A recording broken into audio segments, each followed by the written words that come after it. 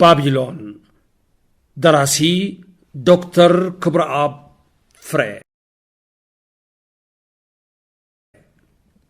ኣእጋሮም ናብ ዝወሰዶም ነታ መንገዲ ተኸቲሎም ንሜዳ ቴኒስ ገጾም ኣቕንዑ። ሳሙኤል ብቁሪ መንከሱ አንቀጥቀጠ። እቲ ዛጊት ተጎዲኡ ጽንሐ ኣእዳው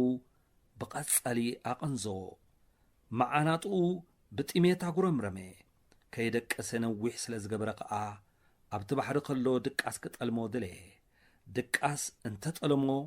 ኣብቲ ቐላይ ክጥሕል ከም ዝኽእል ብምእማን ከኣ ብንቑሑ ክጸንሕ ብምቅላስ ናይቶም ወታደራት ምርሓቕ ተጸበየ። ርሒቖም ምስ ከድሉ ኸዓ ቀሲሉ ከም ብሓድሽ ብምሕምባስ ብሸነኽ መንገዲ ምጽዋዕ ዝነበረ ገማግም ናይቲ ባሕሪ ወፂኡ ንታሕቲ ናብ ክፍሊ ጽሬት ከተማ ኣጃያ ገጹ ብምግስጋስ ናብኡ ኸይበጽሐ ንኢድየማን ናብ 4 ኣስመራ ካብኡ ሓሊፉ ብእንዳ ሳዕሪ ኣቋሪጹ ኣብ ቀጽሪ ቤተ ክርስቲያን እንዳ ገብርኤል ብምእታው ካብ ቁሪ ዝከላኸለሉ ቦታ መሪጹ ተጠቕሊሉ ክድቅስ ፈተነ። ድኻሙ ብርቱዕ ስለ ዝነበረ ኸዓ ብዙሕ ኣይጸንሐን። ድቃስ ሒዝዎ ከደ። እቶም ወታደራት ነቲ ከባቢ ብምልኡ ብደቂቕ ፈተሽዎ። ሳሙኤል ግን ኣብ ማይ ከም ዝሓቐቐ ጨው ኮይኑ ተረፈ። ፈጺሞም ኣሰሩ ክረኽቡ ይከኣሉን። ነቲ ከም ብኢድ ዝተሓፍሰ ሑፃ ካብ መንጎ ኣጻብዖም ዘምለጦም ሰብኣይ እናዘከሩ ኸዓ ምስቲ ዝነበሮም ድኻም ቁሪ ጥሜት ክበሳጨውን ጠባዮም ከቕጡኑን ጀመሩ። ኣብ መወዳእታ ኸዓ ሰዓት 8 ንጎ ቢሉ ይኸውን ሳሙኤል ኣብ እንዳ ገብርኤል ተጠቕሊሉ ደቂሱ ኣብ ዝነበረሉ እዋን ብዝገበርዎ ፈተነ ተስፋ ብምቑራጽ ናብቲ ሰርሕሉ መደበር ፖሊስ ተመልሱ። እቲ ሓለቓ ናይቶም ንሳሙኤል ክኽተልዎ ዘምሰዩ ፖሊስ ናይ ዝሓለፈ 48 ሰዓታት ጸብጻብን ሓላፊኡ ክቕርብ ናብ ቤት ጽሕፈት ኳሕኲሑ ኣተወ። ብስጭት ብዝመልኦ ኣገባብ ጸብጻቡ ኣቕሪቡ ምስ ወድአ ኸዓ እቲ ሓለቓ ብጻዕዳ ኢዱ ነቲ ሰደቓ ሃንደበት ምውቃዕ ንሓደ ሰብ ምዃን ክስእኑ ካብ ቅድሚ ዓይንኹም ምሕቢ ኣብ ዘይብሉ ቦታ ክስወር እንታይ ድዩ ጸገምኩም ብምባል ኣንጸርጸረ።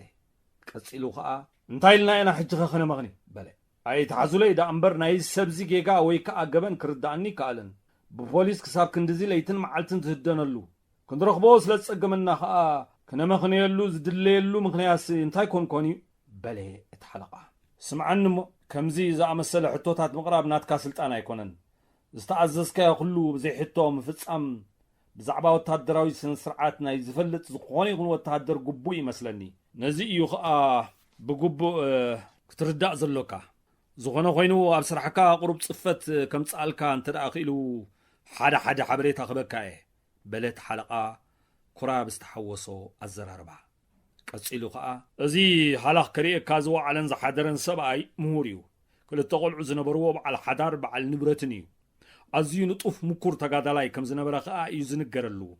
ብኸመይ ከም ዝኾነ ኣይፈልጥን። ምስጢራዊ ሰነዳት ሰሪቑ ብዝብል ክሲ እዩ ሕጂ ዝድለ ዘሎ። ትሕዝቶ ናይቲ ሰሪቕዎ ዝበሃል ሰነዳት ካበይ መዓስ ከም ዝወሰዶ ብዙሕ ንፈልጦ ይብልናን።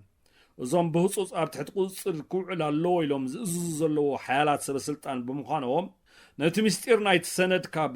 ምቅላዕ ከድሕኑ ይመስለኒ ብሂወቱ ብህፁፅ ክርከብ ኣለዎ ዝብል ጽኑዕ ትዕዛዝ ኣመሓላሊፎም ዘለዉ። ስለዚ እዚ ክንገብር እንተ ደኣ ዘይክኢልና እቲ ዝወርደና ጸገም ምግማቱ ዝጠፍኣካ ይመስለንን በሎ። እዋ እሞ ንምዃኑ ሰብዚ ናይ ብሓቂ ሓደገኛ ድዩ በለ መሊሱ ተሓላፊ። ብዛዕባኡ ዝፈልጦ ነገር የብለይን። ሰነድ ግን ኣዝዩ ምስጢራዊ ከም ዝኾነ ናይ ሰብዚ ኣብ ትሕቲ ቀይዲ ምውዓሉ ኸዓ ኣዝዩ ኣገዳሲ ምዃኑ ጥራይ እዩ ተነጊሩኒ። ብዛዕባ እቲ ጉዳይ ዝገረሞ ሓላፊ ንሒደት ካልእታት ዝን ድሕሪ ምባል እሞ ሕጂ ደኣ እንታይ ኢና ክንገብር በለ። ስምዓኒ እሞ ከምቲ ዘረዳእካኒ እንተ ደኣ ኮይኑ ሰብኣይ ኣብ ጸገም እዩ ዘሎ። ከምቲ ንዓኻትኩም ዝስምዓኩም ስምዒታት ኣለዎ። ደኺሙ ጠሚዩ ጸሚኡ ቆሪሩ ሪሁ ክድቅሱ እንደልዩ ኣሎ። ሕጂ ናይ ምዕራፍን ሓይሉ ናይ ምምላስን ዕድል እንተ ደኣ ሂብኩሞ ንምርካቡ ኣዝዩ ኸጸግመኩም እዩ። ብናተይ ኣተሓስባ ኣብ ቀላይ ባሕርያ ኣከባቢ እንተ ደኣ ኮይኑ ተሰዊርኩም ካብ ዞባታት 8-9 ርሒቑ ዝኸይድ ኣይመስለንን። ወታደራት ወስኹ ኣሰራርሓኹም ብምውሃድ ስርዓት ኣትሕዝዎ። ኣብቲ ናቱ ኩነታት ከም ዘለኹም ጌርኩም ሕሰቡ። እንታይ ዓይነት ስጉምቲ ኾኑ ይወስድ ኢልኩም ምግማት ከኣሉ። حجكن جزيه بلنا كدو كابت سفر كي وصو كله عقلو صبولو ابز كون يكون ساعات كاصصاب كان مقبال كم صب زلغو ايترسع بمبال افانو اتا حلافي مس حلقو ابز ما يطلو زنبره اوان صاموئيل اتطلقي كداونتو ناي وغحتا زحلن كومو كا طميت منكسو بمنقطقات سونتو قراطيمو كبدو بطميت غورعر انابلي كابدقاسو ابرابرو كنافرو نقيصو ملؤ سونتو تراسينو برتو حمام رأسي حيزو ايو تبرابيرو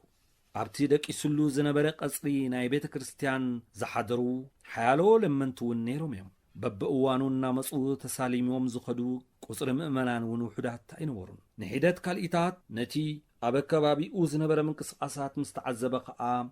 كابتو بوتا وصيو كخيد زبلع مقبن ترخبه خنادي تتخائلو قا مدهانيتون كركب ناي قدن مقانو امنه تقونغن نتي تخدينو زنبره كداونتي غيرو بتوم زدليو زنبرو سبات كيتطرطره بزح من قد خيد كم زيك بمجنزاب انتاي كتابب كم زقل كحسب جمره رؤسو بقانزا ترونا بلو كله ابكني واي صقي مندق نايتا بيت كريستيان حدا لما ناي نبينو كفيلو سلازرعي كابت تصقيعو زنبره بوتا تلاعيلو نابو غصو امرحي ابو مسبصح قا كي تزاربي كوف سلازبلي ننوح غزي اتوكيرو قعزبو صنحي بعدمه زدف لماناي دحان دي غدا ازودي حميم كادي غدا زنقطقطكا زلو إلوم توكسو اي فالين دحاني نابزا ختما غاشاي تمالي ابز منقدي كخيد مسيو سلازنبري سرق ترقيبوم قطقيطوم غنزبي سريقوم ني خيدوم سب سلازي فلت غنزب كا سلازي غدفولي ابزي احديري بلو امو حج خدعه نا بوليس زي تغيد ابي كي رخبوم قلد زبلع انت لكم راي لي انتايم هو زي حداري ولا خاز خون ايكونن إلوم ملسلو دحان تاي كيبلني اخلنديو إلو مسملسلوم كا كابسان طوماصيوم اب قدميو كاب زرغحلو انجرا صصبحو بلعي علامو نتنسو تخدين ونز نبره قداونتي توم سبعي كي طرطرو بتناتهم زتقراددا خداونتي كلوطلو سلازنبره قا انا سعدي كساب زملس كل من سلازي محرلي اذا نفسان طاخم زلو انجران تا طبيقوخم انتتوبنس نزا جباي محبكم بلهم اتوم بتستوفي لهم لوط يستغرمو لما ناي كالك حسبو غلابيطوم نتا جبو مسمرمروا اتشيطوم كرقبلا زقللو مقسب بمجمات طراي طبيقوم محبو بتوسخي نيشتو ارغيت نصلان جديدن ابرسوم زنبرت بغولفوت تسرحت قبعمن ازي اخ اموشش بمبال حبو صاموئيل نتنزهبو خداونتي مستخدنه اتي استخدنا خدان مستجنا عتيقو زنبره سرؤن ጫሙኡን ስለዚህ ሰማማዕ አውጪኡ ነቶም ሰብኣይ ሂቡ ወዲሞ ዝነበሩ አረጊት ባታ ጫማ ኣብ እግሩ ብምእታው ሓሳቦም ከይልውጡ ቀልጢፉ ተሰናበቶም ካብ ቀጽሪ ናይቲ ቤተ ክርስቲያን ወፂኡ ብጥቃ ሳልሳይ መደበር ፖሊስ ብምሕላፍ ንእድገት ክሊኒክ ገጹ ኸንቆልቁል ክብል ከሎ ናብታ መደበር ፖሊስ ከምርሑ توم كادنو زحضرو وتعدرات غوف نغوف تغاطمو نقرب كاليتات بسمباده فزيزو ترفه تخونغن بتقدم زخعبتو ناي تريتكا ملوات كالت قبعو كسابعينتو اوريدو حقب النابلي بيمانا اقرو بمحنكاس نتا ناب ادغت قصات تمرح من قد حيزو نماكلاي كتما انقل قله علاماو مننتو كيتفلطه ناب غزاباندا بزنبرت غزو كبصحمو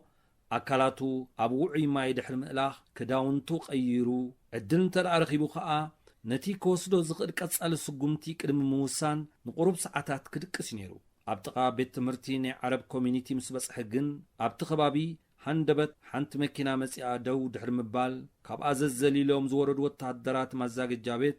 فقدو فحب مبال أبتخبابي زرخبوهم لمن تحيزوم نابتا مكينا خديبوهم جمع صاموئيل كأ بتريئو زنبره قناتات تقرمو أبتقو أب زنبره شباقا بمصقع فزيزو ترفه أبقو خلو بدحريقو خمس زي رأي وتعدر دول حيزو حلف كبل سمعو ندحريت كليح مسبلي اتوتعدر بقصادو عاتعيتو بمحاز نقدميت نبتا مكينا قصو قدفقو جمره صاموئيل تخونتات أزيو دنسو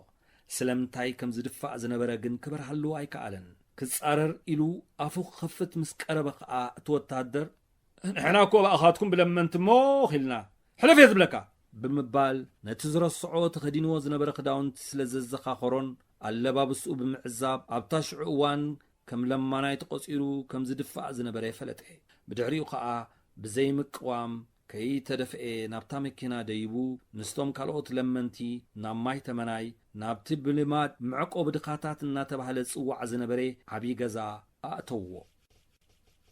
እቶም ወታደራት ካብ ሳልሳይ መደበር ፖሊስ ምስ ወፁ ገሊኦም ንዞባ 9 ገሊኦም ንዞባ 7 ገሊኦም ከዓ ናብቲ ኣከባቢ ናብ ዞባ 8 ፋሕ ብምባል ድህሰሶኦም ጀመሩ ዘይረገጽዎን ዘይኣተውዎን ቦታ ድማ ኣይነበሮምን ንሳሙኤል ዝመስል ሰብ ግን ፈጺሞም ክረኽብዎ ኣይከኣሉን ሰዓት 11 ኣቢሉ ይኸውን እታ ናይቶም ወታደራት ሓላፊ ዘለዋ ጉጅለ ናብ ከባቢ ዞባ 8 ምሕዳር 14 ገጻ ኣምርሐት ተስፋ ምቁራጽዮም ነይሮም በቐሊሉ ገጭገጭ ይብሉ ነናሓድዶም ይቋየቑ ትእዛዝ ምቕባል ከዓ ኸጸግሞም ጀመረ ከይደቀሱ ላዕልን ታሕትን ክብሉ ስለ ዝሓደሩ ከዓ ኣእጋሮም ክጠልሞም ድለየ ናይ ኣኽርያ ክሊኒክ ሓሊፎም ናብ እንዳ ገብርኤል ኣብ ትወስድ መንገዲ ዘላ ድልድል ምስ ተሳገሩ ሓደ ካብኣቶም ብቕልጡፍ ኣዘራርባ ሓንሳብ ኣጣ ርኢኽሞ ዶ ኣብታ ድልድል ዝሓልፍ ዝነበረ ሰብኣይ በለ ኣየናይ ሰብኣይ ብምባል ደው ኢሎም ብሓባር ናብታ ድልድል ገጾም ቁልሕ በሉ ሓዊ ኸመሬት ከመልና ኸይረኣናያ ሓሊፉናታ በሉ ሕጂ ኸየምልጥ ሰንካም ሰብኣዩ ኣኽቢብኩም ሓዝዎ ፍርቅኹም ብላዕሊ ነታ ሩባ ኣቋርፁ ንሕና ከዓ ብማእከል ክንኣትዎ ኢና በሉ ቐልጥፉ ኣይረኣዩንን ኢሉ ዕንድ ዝብል ዘሎ በለ እቲ ሓላፊ ገሊኦም ንደቡብ ካብታ መንገዲ ናብታ ሩባ ኣትዮም ብድሕርታ ናይ ህዝቢ ዓይኒ ምድሪ ብምኻድ ከቋርፁን ከለዉ እቶም ገሊኦም ከዓ በታ ዝመጹላ መንገዲ ንድሕሪት ብምምላስ ነታ ድልድል ምስ ሓለፍዋ ንመጀመርያ ግዜ ናብኡ ገጾም ክህንደዱ ዝረኣዮም ሰብኣይ ብስምባዴ እንታይ ከም ዝደለዩ ከየረጋገጸ ንሰሜን ገጻ ናብ ትወስድ መንገዲ ካሃድም ፈተነ ብዙሕ ክኸይድ ኣይከኣለን ዕድሚኡ ንጉያ ንምህዳም ዝዕድም ስለ ዘይነበረ ከዓ በታ ሃንደበት ዘጋጥሞ ኩነታት ተዳሂሉ መንደቕ ተጸጊዑ ደው በለ ኣብ ጥቑ በፂሖም ኣኽቢቦም ኣብ ትሕቲ ቁፅፅሮም ምስ እተውዎ ከዓ በቲ ዝረኣይዎ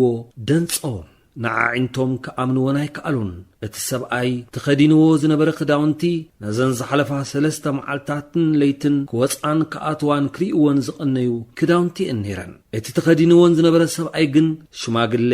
ምስተሃላኽ ከሪኦም ዝቐነየ ሰብኣይ ፈጺሙ ዘይመሳሰልን ዘይመጣጥን ብምንባሩ ደንጾም እቲ ብዕድል ረኺቦሞ ዝነበሩ ተስፋ ከም ትክ ስለ ዝበነነ ብምቁጣዕ ካልእ እንተተረፈ ሓደ ሓበሬታ ካብቲ ሰብኣይ ክረኽቡ ከም ዝኽእሉ ብምእማን ንመርመራ ሒዞምዎ ናብ ሳልሳይ መደበር ፖሊስ ኣምርሑ ሳሙኤል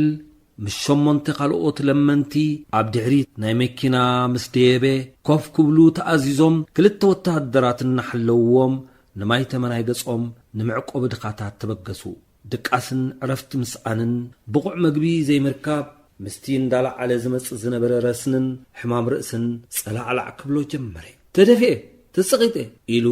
በቐሊሉ ተቖጥዐ ብዕድሉ ከዓ ኣምሪሩ ሓዘነ ነቶም ናብዚ ኩነታት እዚ ዝደፋፍእዎ ሰባት ብምዝካር ከዓ ውይ በል ዝብል ስምዒት ኣብ ውሽጡ ተሰማዖ ከምዚ ዘለዎ ኮይኑ ንነዊሕ ክጸንሕ ከም ዘይክእል ይፈልጥ ነይሩ እዩ ብቐጻሊ ክወስዶ ዝደሊ ስጉምቲ ንምግምጋም ግን በቲ ዝነበሮ ናይ ሕማም ስምዒት ኣይከኣለን እቶም ወታደራት ኣብቲ ናይ ድሕሪት ማዕጾ ናይታ መኪና ኣብ ገምገም ኮፍ ኢሎም ስለ ዝነበሩ ንዓታቶም ንድሕሪት ሓነው ኣቢሉ ክሃድም ምፍታን ከም ዘየጸግሞ እኳ እንተኣመነ ኣብ ዝኾነ ይኹን ቦታ ንቁሩብ ሰዓታት ዕረፍቲ ክረክብ ካልእ እንተተረፈ ናይ ሕማም ርእሲ መዕገቲ መድሃኒት ክወስድ እንተኸኣለ እውን ዓብዪ ሓገዝ ምዃኑ ብምፍላጥ ኣብቲ ዝወስድዎ ቦታ ብሰላም ክኸይድ ወሰነ ንመጀመርያ ኣይተፈለጦን ዳ እምበር ነተን ከም ለማናይ ዘቑፅሮኦ ክዳውንቲ ካብ ዝኽደን ጀሚሩ ብቐጻሊ ኣካላቱ ብምሕካኽ ባሕጅሩ ወዲእዎ እዩ ሕጂ ግን ግዜ ረኺቡ ኣብ መተዓጻጸፊ ናይቲ ዝተኸድኖ ጢብቆ ሃሰስ ምስ በለ ከክንዲ ብዕራይ ዝኣኽሉ ደምሰትዮም ዝሃጠሩ ቁማል ወሪሮምዎ ከም ዝነበሩ ተዓዘበ ድሕሪ ሓደ ርብዒ ሰዓት ኣብ ምዕቆብ ድኻታት በፂሖም ውሽጣ ኣትዮም እቲ ናይ ምምዝጋብ ቅጥዒ ምስ ወድኡ ሓንቲ ረቃቕ ፍርናሽን ዝተቐዳደደ ኮቦርታን ዘለዎ ዓራት ተዋሂባቶ ክድቅስ ፈተነ ንኽንደይ ግዜ ከም ዝደቀሰ ኣይተፈለጦን ተኾነ ግን ሃንደበት ተጎልቢብሉ ዝነበረ ኽቦርታ ካብ ልዕሊኡ ተመንጢሉ ክግፈፍ ተሰሚዕዎ ብስምባዴ ኣብቲ ዓራት ኮፍ በለ እቲ ዝነበሮ ሕማም ርእሱ ዓይኑ ክሳብ ደም ሰርብ ገበሮ መን ከም ዘተስኦ ንምልላይ የማነ ጸጋም ተጠመተ ግን ሰብ ኣይረኸበን ድሕሪ ቁሩብ ካልኢታት ብየማናይ ጎኒ ናይ ዓራቱ ጥራዩ ብዘይ ሓንቲ ክዳን ኣዲኡ ከም ዝወለደቶ ዝተንስአ ጸለሎ ዝመስል ሰብ ኪርኪር እናበለ ብምስሓቕ ወዲ ሰበይቲ ረኺበክዶ ክንደይ መዓልቲ ክትፃወትለይ ሕጂ ናይ ሽጋራ ተምፂ ብምባል ብኽዳኑ ክስሕቦ ጀመረ እቲ ኩነታት ክርድኦ ይከኣለን እቲ ቀደም ሰምዖ ዝነበረ ኣብ ቤት ማእሰርቲ መጀመርያ ኣብ ክፍሊ ክእትውኻ እንከለዉ ኣብኡ ጸንሑ እሱራት ናይ ሽምዓ እናበሉ ብጽፊዒት እዮም ዘላሃሙኻ ከም ዝተባሃለ ከይከውን ብምፍራሕ ዋ ለማዋናይ ኮ ገንዘብ የብለይን ኢሉ መለሰሉ ጽቡቕ ማህያ ምስተቐበልካ ኣብዚ ትገብሮ ብምባል ከብዲ ኢዱ እናንጠብጠበ ምስ ኣመልከተ ከም ብሓድሽ ኣፉ ክቕደድ ክሳብ ዝደሊ እናስሓቐ ጥራዩ ብዘይ ክዳን ካብታ ክፍሊ እናጐየ ወፂኡ ንደገ ኸደ ኣብታ ክፍሊ ብጽሞና ክዕዘብ ጽንሐ ንነዊሕ ዓመታት ኣብቲ ቦታ ዝተቐመጠ ክልተ ኣእጋሩ ሰንከለ ዓብ ሰብኣይ ናይ ሳሙኤል ጭንቀት ብፍሽኽታ ክዕዘብ ድሕሪ ምጽናሕ ሕሙምዩ ኣእምሩ ጥዑይ ኣይኮነን እዚ ገዛ ምዕቆብ ድኻታት ደኣ ተባሂሉ እምበሪ እንዳጽሉላት ተዝብሃል ናይቶም ነበርቱ ኩነታት ብግቡእ መቃልሐ ነይሩ በልዎ ሳሙኤል ዘረባኦም ስለ ዘይተረድኦ ዋ እንታይ ማለትኩም እዩ ብምባል ምስ ሓተቶም ከይመለስሉ ካብ ዓራቶም ወሪዶም ብፍሑኽ ፍሑኽ ንደገ ገጾም እናወፁ ክኽተሎም ሓበርዎ ካብታ ክፍሊ ወፂኦም ኣብ ሓንቲ ኮሪደር ንቁርብ ምስ ተጓዕዙ ሓንቲ ንእሽተይ ኣፍ ደገ ኸፊቶም ናብ ብዙሓት ሰባት ለም ኢሎም ገሊኦም ጥራዮም ብዘይ ክዳን ገሊኦም ከዓ ክዳን ዝለበሱ ፀሓይ ጽለውሉ ዝነበሩ ቕርዓት ኣርኣይዎ እንታይ ማለቶም ከም ዝነበሩ ምግላጽ ኣየድልዮን እዩ እቲ ኣብ ቅድሚኡ ዝነበረ ምርኢት ብቑዕ መግለጺ ነይሩ እቲ ዝነበሮ ረስንን ሕማም ርእስን ብርቱዕ እኳ እንተነበረ ነቲ ኣብ ቅድሚኡ ዝነበረ ምርኢት ብምግዳስ ካብ ምዕዛብ ኣይከልከሎን ኣብቲ ቦታ ጥዑይ ዝበሃል ሰብ ኣይነበረን ንበይኑ ዝዛረብ ንበይኑ ዝስሕቕ ዘንቀጥቅጥ ዝልዚ ውይ ዝብል ዝምድር ብዘይ ዘረባ ፈዚዙ ናብ ሓንቲ ቦታ ጥራይ ዝርኢ ፈቐድኡ ዓበድበድ እዩ ነይሩ በቲ ዝሪኦ ዝነበረ ምርኢት ዓቕሉ ጸበቦ ኣብ ምንታይ ቦታ ከም ዝኣተወ ምርዳእ ሰኣነ ርእሱ ዝገደደ ተጨደደ ጭሩሩ ኢልዎ ኸዓ ሰንከልከል ኢሉ ወደቐ ክወድቕ ዝተዓዘብዎ ሰራሕተኛታት ተሰኪሞም ናብ ውሽጥታ ኣብቲ ትካል ዝነበረት ክሊኒክ ወሰድዎ ኣብኡ ዝነበረ ኣላይ ሕሙማት ከዓ ኩነታቱ ምስ ረአየ ኣይተሓጐሰን ከምዚሉ ሓሚሙ ኸሎ ኮፍ ክብል እውን ኣፍረሆ ሰዓት 2 ድሕሪ ቀትሪ ኣቢሉ ስለ ዝነበረ ከዓ ካብቲ ናይቲ ትካል ምሕዳር መኪና ሓቲቱ ሒዝዎ ናብ ሆስፒታል ተጓዓዘ እቶም ኣብ ዞባ ሾሞንቴ ዝተዋፈሩ ወታደራት ነቲ ክዳን ናይቲ ዝደልይዎ ዝነበሩ ሰብኣይ ተኸዲኑ ኣብ መንገዲ ዝረኸብዎ ሰብ ሒዞም ኣብ ሳልሳይ መደበር ፖሊስ ኣተዉ እቲ ሰብኣይ ብፍርሂ ዝዛረቦ ፈጺሙ ኣይፈልጥን ነይሩ ቁም ነገር ዘለዎ ሓበሬታ ካብኡ ክረኽቡ እንተደኣ ኮይኖም ከም ዝረግእ ክገብርዎ ከም ዘለዎም ስለ ዝተረድኡ ከዓ ሓደ ካብኣቶም ሻሂ ምጽኡ ምስ ኣቕረበሉ ንሓደ ፍርቂ ሰዓት ዝኸውን ንበይኑ ክጸንሕ ኣብታ ክፍሊ ገዲፎም ኣወፁ ድሕሪ ፍርቂ ሰዓት እቲ ሓላፊ ንበይኑ ተመሊሱ እምነት ናብኡ መታን ክሕድሩ ንሒደት ደቃይቕ ብዛዕባ ዝኾነ ነገር ምስዕለሎም ሓደ ሓደ ሕቶታት ክቕርበሎም ጀመረ ርግእ ኢሉ ስለ ዝቐረበ ቁሩብ ምትእምማን ዝሓደሮም ለማን ከዓ ቀስ ብቐስ ብምልኡ ነቲ ናይ ክዳውንቲ ኣለዋውጣ ዛንታ ነገርዎ እንታዋይ ምዃኑን ቅድሚ ሕጂ እውን ርኢኦሞ ከም ዘይፈልጡን ምስ ገለጹ ከዓ ናበይ ኣቢሉ ከም ዝኸደውን ከም ዘይተዓዘቡ ንዓዱ ቅድሚ ምምላሱ ምልማ ናይ ምሕረለይን እዩ ስለ ዝበሎም ዝለመንዎ እንጀራ ከም ዝሃብዎ ሓበሩ እቲ ወታደር በቲ ዝሰምዖ ኣዝዩ ገረሞ እንቲ ዓይነት ጉዳም ሰብኣይ ከም ዝገጠሞ ከዓ ንመጀመርያ ግዜ ክበርሃሉ ጀመረ ነቶም ለማናይ ክኸይድ ገዲፉ ከዓ ነቶም መሳርሕቱ ብምጽዋዕ ምምያጦም ጀመሩ እቲ ሓላፊ ኣኪቡ ነቲ ኩነታት ብሰፊሑ ምስ ረድኦም ሓደ ዓይነት ናይ ስራሕ መደብ ከውፅኡ ከም ዘለዎም ገመቱ ኣብቲ እዋንቲ ሳሙኤል ኣበይ ከም ዘሎ ክፈልጡ ኣይከኣሉን ኣብ ዝኾነ ይኹን ቦታ ናይታ ከተማ ክህሉ ዝኾነ ዓይነት ክዳን ክኽደን ንዝኾነ ይኹን ዓይነት ሰብ ክመስል ከም ዝኽእል እውን ሽዑ በራህሎም ኣብኡ ከለው ነቶም ካልኦት ኣብ ዞባ 7-9 ዝተዋፈሩ ወታደራት ተመሊሶም ከም ዝመፁ ምስ ገበሩ ከዓ ነስመራ ኣብ 3 ዞን ብምክፍፋል ብፍላይ ከም ለማናይ ተመሲሉ ንዝዛወር ሰብ ፍሉይ ቆላሕታ ክገብሩ ተነጊርዎም ነናብ ቦታኦም ተዋፈሩ ሰዓት 2:40 እንድሕር ቀትሪ ኣቢሉ ይኸውን መኪና ናይ መዕቆብ ድኻታት ሒዛቶ ናብ ሆስፒታል ተኣትወሉ ኣብ ዝነበረት እዋን ኣብ ጥቓ ሆስፒታል ኣብ ዝነበረት ቤተ ክርስቲያን ሰብ ተኣኪቡ ሰሓቦ ጉተቶ ክበሃል ዕግርግር ኮይኑ ስለ ዝረኣዩ ኣብ ዞን 2 ዝተዋፈሩ ወታደራት ነቲ ህዝቢ ብምእላይ ኣብ መንጎ ወታደራት ማዛገጃ ቤትን ካብቲ ቀጽሪ ቤተ ክርስቲያን ዘውፅዎም ለመንትን ዝካየድ ዝነበረ ባእሲ በተገዳስነት ተዓዘቡ እቲ ናይ መባእሲኦም ምኽንያት ተወኪሶም ምስ ተረድኡ ከዓ ሓንጎሎም ብምትዕጻፍ ክሰርሕ ጀመረ ነቶም ዝእክብዎም ዝነበሩ ለመንቲ ኣበይ ከም ዝወስድዎም ምስ ፈለጡ ከዓ ነቲ ዝረኸብዎ ሓበሬታ ነቲ ሓላፊኦም ብስልኪ ብምትሕልላፍ ኣብ መዕቆብ ድኻታት ሓሊፎም ከም ዝጽንሕዎም ሓቢሮም መኪናኦም ብምልዓል ብቕጽበት ንማይ ተመናይ ገጾም ኣምርሑ ኣብቲ ትካል ምስ በጽሑ መህደሚ ክኸውን ይኽእሉ ኢሎም ኣብ ዝገመትዎ ቦታታት ሓለውቲ ብምግባር ብዛዕባቶም ሽዑ መዓልቲ ተገፊፎም ዝመፁ ለመንቲ ሓቲቶም ምስ ተረድኡ ብኣካል ክሪእዎም ከም ዝደልዩ ብምሕባር ኣብቲ ክፍልታት ተዘዋወሩ እቶም ኣብቲ ገዛ ዝነበሩ ሰባት ክልለዩ ዝኽእሉ ይነበሩን ንሳሙኤል ቅድሚ ሕጂ ብዙሕ ግዜ ሪኦም እኳ እንተነበሩ ኣብዚ ዝተፈላለየ ዓይነት ጠባይን ናይ ኣእምሮ ኩነታትን ዘለዎም ሰባት ዘለዎ ቦታ በቲ ሕጂ ንሱ ናማዕበሎ ዝመጽእ ዝነበረ ትርኢቱ ናይ ምልዋጥ ክእለት ብኸመይ ከም ዝረኽብዎ ጸገሞም ኣብ ኩለን ክፍልታት ምስ በጽሑ ግን ንሳሙኤል ወይ ከዓ ንዑ ዝመስል ሰብ ክረኽብዎ ኣይከኣሉን ካልኦት ዘይረኣይዎም ሰባት እንተደኣልዮም ዝተወከሱ ግን ብጀካቶም ፀሓይ ክጽለዉ ኣብ ትቕርዓት ዝነበሩ ካልኦት ከም ዘየለዉ ተሓቢርዎም ተስፋ ብዘይምቑራጽ ናብቲ ናይ ፀሓይ መጽለዊ ቦታ ኣምርሑ ኣብኡን እንተኾነ ነቲ ቦታ ብምኹላል ንኹሎም እቶም ሰባት ተዓዚቦም ንሳሙኤል ክረኽብዎ ኣይከኣሉ ብዛዕባ መለለይኡ ንሓለፍቲ ናይቲ ትካል ሓበሬታ ብምሃብ ከዓ ንዑ ዝመስል ሰብ ተገፊፉ እንተመጽአ ክድውልሎም ቁጽሪ ስልኪ ገዲፎም ስርሖም ንምቕጻል ናብ መካይኖም ገጾም ኣምርሑ ተኾነ ግን ብዙሕ ከይከዱ ኣብ ደገ ሃንደበት በዚ መጽአ ዘይበልዎ ሰብ ጥራዩ ብዘይ ክዳውንቲ እናሰሓቐ ቀረቦም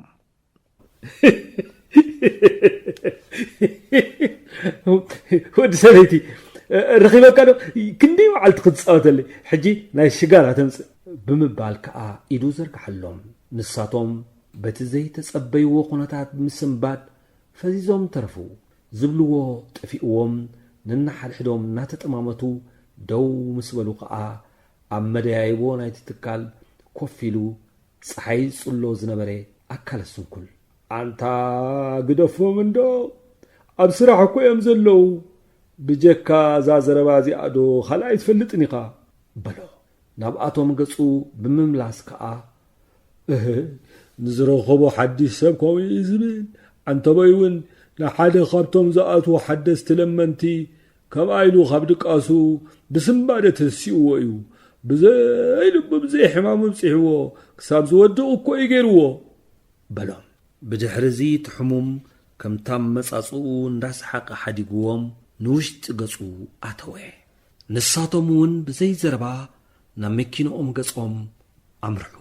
ኣብ ጥቓ መኪኖኦም ኣብ ዝበጽሕሉ እዋን ግን እቲ ሓላፊ ሃንደበት ከም ዝተጸፍዐ ሰብ ንእለት ደው ኢሉ ከም ብሓድሽ ንድሕሪት ብምምላስ ነቲ ኣካለ ስንኩል ብሰፊሑ ብዛዕባ እቲ ሓድሽ ሰንቢዱ ዝበሎ ለማናይ ሕቶታት ከቕርበሉ ጀመረ ኣብ መወዳእታ ኣበይ ከም ዝነበረ ምስ ሓተቶ ከዓ ሓሚሙ ከም ዝወደቐ እቶም ሰራሕተኛታት ተሓጋጊዞም ናብታ ክሊኒክ ከም ዝወሰድዎ ሓበሮ እቲ ሓላፊ ብጉያ ተመሊሱ ናብ ውሽጢ ኣትዩ ምስ ኣመሓዳሪ ናይቲ ትካል ድሕሪ ምዝርራብ ብሓደ ናብታ ክሊኒክ ኣምርሑ ኣብኡ ካብቶም ክልተ ኣለይቲ ሕሙማት ሓደ ጸኒሕዎም ሕቶኦም ምስ ኣቕረብሉ ንሱ ደንግዩ ከም ዝኣተወ እቲ ብጻዩ ግዳ ዝሓመመ ሰብ ሒዙ ንሆስፒታል ከም ዝኸደ ነገሮም ካርድ ናይቲ ሕሙም ዛጊት ኣብ ሰደቓ ከም ዝነበረ ርዩ ከዓ እቲ ሕሙም ሽዑ መዓልቲ ተገፊፉ ከም ዝኣተወ ብርቱዕ ረስኒ ገይሩሉ ሓለዋቱ ስለ ዘጥፍአ ከዓ ንሆስፒታል ከም ዝተወስደ ሓብሮም እቲ ሓላፊ ናይቶም ወታደራት ብምህንጣይ መልሓሱ ነቒጹ ጥፍጣፉ መመሊሱ እናውሓጠ ሽም ናይቲ ሕሙም ምስ ሓተቶ እቲ ኣላይ ሕሙማት ካብቲ ካርድ ብምንባብ ሳሙኤል ከም ዝበሃል ሽም ኣቦኡ ግን كمزي مزقبه حبره اتحلافي نقلت بزي حنت زربا كابتا كلينيك بغويا بموصا نتوم مسارحتو خصعبو عزيزو نتا مكينا حدغنيا بزخونه فطنتنا مرحا نوسبيتال ገጹ ተበገሰ ኣብ ሆስፒታል እታ ኣላይ ሕሙማት ናይ ሳሙኤል ካርድ ድሕሪ ምውፃእ ናብ ሓኪም ኣቕሪቡ ብዛዕባ ፀገሙ ገለጸሉ ሳሙኤል ኣብ መመርመር ዓራት ክዲብ ተሓቲቱ ራዕራዕ እናበለ ተስኤ ንነዊሕ ግዜ ኣትኩሩ ክጥምቶ ፀንሐ ሓኪም ግን ዝፈልጦ ኮይኑ ስለ ዝተሰምዖ ቅድሚ ሕጂ ንሕክምና መፂኡ እንተነበረ ሓተቶ ሳሙኤል ግን ናብታ ከተማ ጋሻ ከም ዝነበረ ኣብ ከተማ ክልምን ተረኺቡ ተገፊፉ ናብ ምዕቆብ ድኻታት ከም ዘእተውዎን ቅድሚ ሕጂ ከዓ ናብ ሆስፒታል መፂኡ ከም ዘይፈልጥን ሓቢሩ በታ ኣጸቢቑ ዝፈልጦ ዝነበረ ዶክተር ኣስመሮም ከይልለ ብምፍራሕ ገጹ ንመንደቕ ጠውዩ ናብታ መመርመሪት ዓራቱ ቀሪቡ በጥ በለ ንሓደ 5 ደቃይቕ ገላቢጡ ምስ መርመሮ ዶክተር ኣስመሮም ካብታ ዓራት ክለዓል ሓቢሩ ተመሊሱ ናብ ሰደቃኡ ኸይዱ ኮፍ በለ ንሂደት ካልኢታት ብዘይ ሓደ ዘረባ ናብታ ኣብ ቅድሚኡ ዝነበረት ካርድ ናይቲ ሕሙም እናተዓዘበ ሱቕ ድሕሪ ምባል ከዓ ከም ብሓድሽ ቆላሕትኡ ናብቲ ሕሙም ገይሩ ገጹ ኣሲሩ ትዕዝብቱ ብምቕጻል ኣብ ናይ ሓንጎሉ ውሽጣዊ ክፍልታት ናይ ተወቃሕ ዝብሎ ዝነበረ ኣብ ቅድሚኡ ኮፍ ዝበለ ሕሙም መንነት ክደሊ ጀመረ ድሕሪ ቁሩብ ደቃይቕ ከዓ ብቐሊሉ ክፍለጥ ዘይከኣል ናይ ምልላይ ፍሽኽታ ኣብ ገጹ ዓሰለ ከይተዛረበ ኣብታ ካርድ ብዛዕባ ናይቲ ሕሙም ኩነታት ሓሳባቱ ምስ ኣስፈረ ከዓ ንሳሙኤል ኣብ ሓንቲ ክፍሊ መርፍእ ንክውጋእ ከኣቱ ኣዚዙ ነታ ማዕጾ ናይታ ክፍሊ ብድሕሪት ዓፀዋ ኣብ ውሽጢ በይኖም ምስ ኮኑ ዶክተር ኣስመሮም ንሳሙኤል ኣበይን ብኸመይ ዝበለ ኩነታት ከም ዝፈልጦ ሓቢሩ ድማ ስለምንታይን ብኸመይ ዝበለ ኣጋጣምን በተቐሪቡሉ ዘሎ ኩነታት ከም ዝቐረበ ክገልጸሉ ደፋፍኦ ሳሙኤል መጀመርያ መንነቱ ክሕድ ካብቲ ክፍሊ ሃዲሙ ክወፅእ ከይዛረብ ክፍትን ሓቀነ ትኾነ ግን በቲ ዝነበሮ ኩነታት ንኽዕርፍ ኮነ መድሃኒት ንኽረክብ ካብቲ ቦታ እቲ ዝበለፀ ካልእ ኣማራፂ ከም ዘይብሉ ብምርዳእ ነቲ ቅድሚ ሕጂ ንገዛእ ርእሱን ነቲ ዝፈትዎ ወዱን ዝሓከመ ብዛዕባ ኩነታት ፀገሙ ብልውሃት ተረድአ ኣብ ግዜ ከቢድ ሓዘኑ ፀግዒ መማኽርቲ ብምዃን ዝሓገዞ ሰብኣይ ብቐጻሊ ክነፅጎ ኣይከኣለን እቲ ዛንታ ነዊሕ ከም ዝኾነ ብምሕባር ከዓ ላዕሊ ላዕሊ ብሕፅር ዝበለ መንገዲ ካብ መጀመርያ ክሳብ መወዳእታ ተረኸሉ ዶክተር ኣስመሮም በቲ ዝሰምዖ ዛንታ ኣዝዩ ገረሞ መንፈሱ ተረበሸ ሰላም ከኣስኣነ ከምዚ ዝኣመሰለ ስጉምቲ ክውሰድ እንተዳ ቀፂሉ ንሰላምን ምዕባለን ሃገር እንታይ ዓይነት ጽልዋ ከም ዘለዎ ብቕኑዕ ብምግምጋም ሓደ ዓይነት ስጉምቲ ክወስድ ከም ዘለዎ ኣመነ ብመንን ናበይን ዝብል ሕቶ ግን ንግዚኡ ንጎኒ ብምግዳፍ ንሳሙኤል ኣብ ዝበኣሰ ሕማም ከይወድቕ ኩነታቱ ናብ ዝኸፍአ ደረጃ ከየንቆልቁል ሓገዙ ከወፍየሉ ብምሕሳብ ሆስፒታል ክእትዎ ከም ዝኾነ ሓብ ሳሙኤል ግን ናብ ሆስፒታል ክድቅስ ከም ዘይደሊ ዘይሩ ቶም ካድንዎ ዝተመደቡ ሰባት ናብኡ እውን ምምፅኦም ከም ዘይተርፍ ብምሕባር መድሃኒት ተዋሂብዎ ክኸይድ መረፀ ዶክተር ኣስመሮም ግን መኸዲ ምሕብኢ ግዝያዊ ዕቑባውን ክረክብ ከም ዘይክእል ተገንዚቡ ካልእ እንተተረፈ ንሓደ 3 መዓልቲ ኣብ ጎስ ወሲዱ ዕቑባ ክህቦ ወሰነ ንዕኡ ኣብቲ ክፍሊ ገዲፉ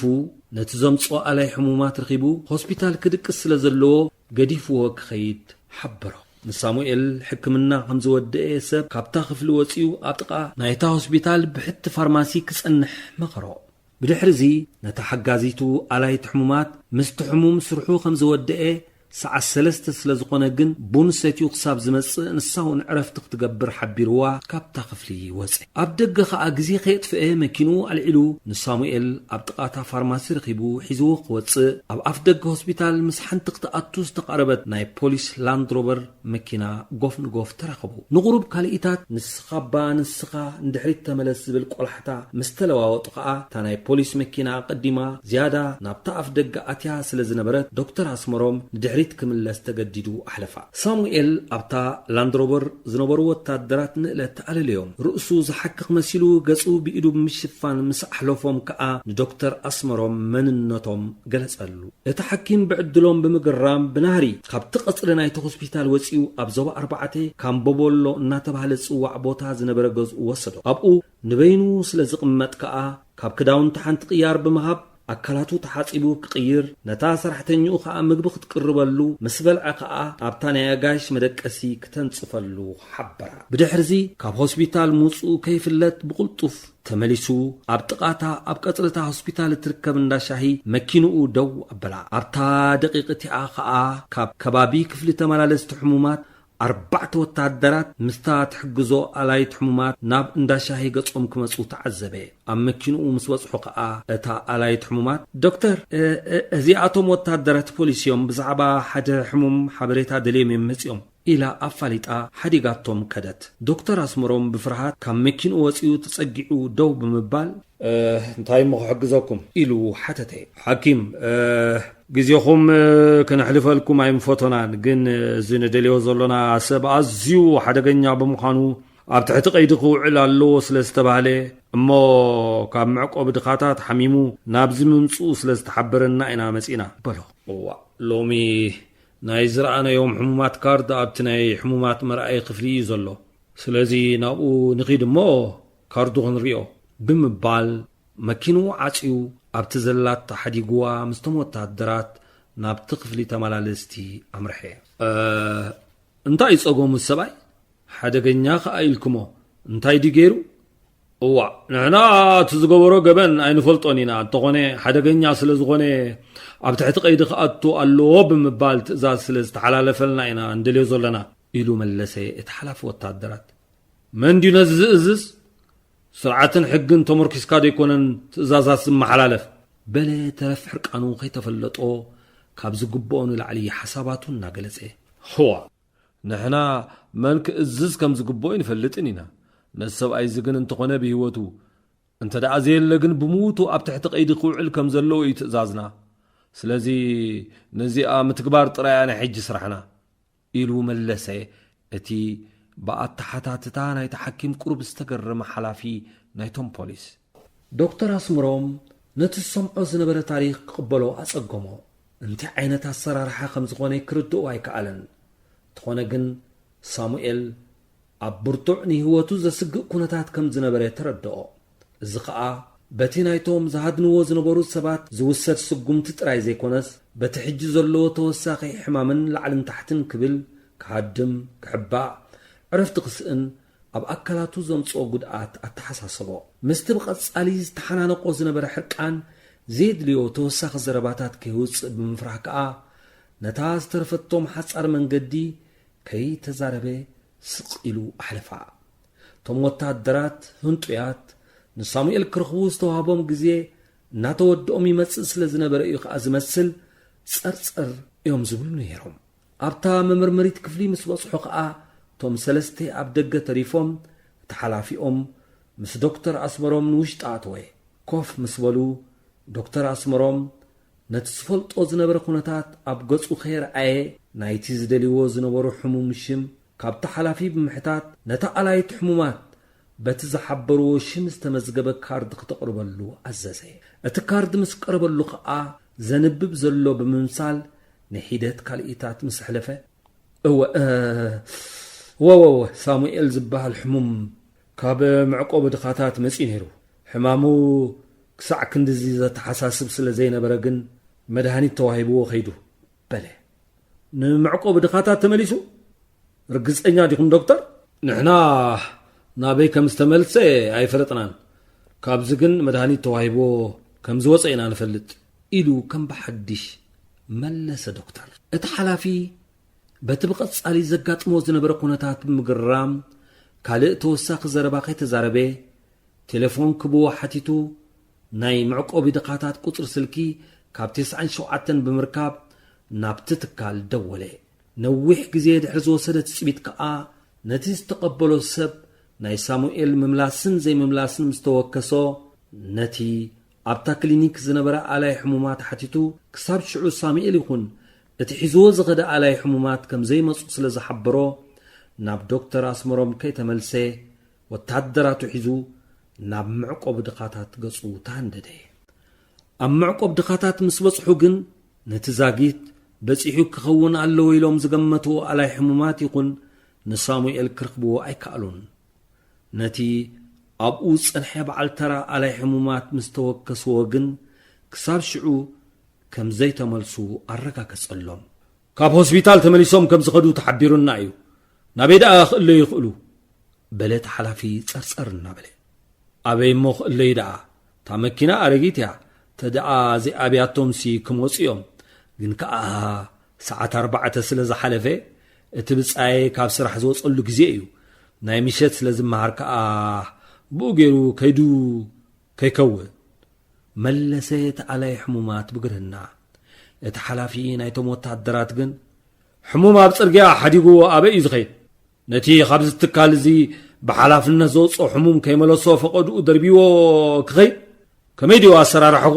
ብምባል ክንህር ጀመረ أبس أوانزي أبدقت صنحي حدا خبتم وتهدرات مسيو تا مكينات ملس كم زنبرت سلز حبري بقيا ندقى وسيو نتم وتهدرات حدا كول زبل بوتاتات كم زحزو بمقبار تحلافي بعلو تحرت مقتوي مع صوت حبيقو شقوت أوسيو كصبه جمره